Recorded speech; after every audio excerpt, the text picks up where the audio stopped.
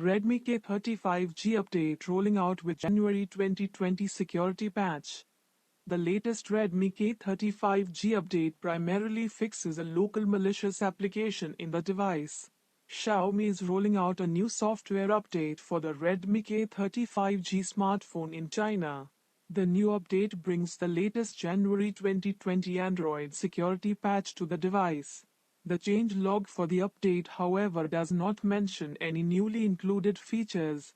The latest Redmi K30 5G update bumps up the MIUI build version to v11.0.7.0.6 with a firmware size of about 2.4 GB. The new update is based on the latest Android 10 OS and brings security enhancements to the device. Get Droid Tips reports.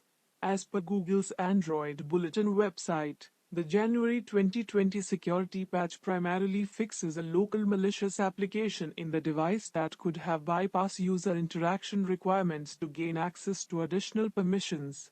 The update also fixes an exploit that could have led to remote information exposure of the device. The OTA update is rolling out in a staged process, so it could take a while before reaching all Redmi K30 5G units gradually in China. Users will get a notification to download the update.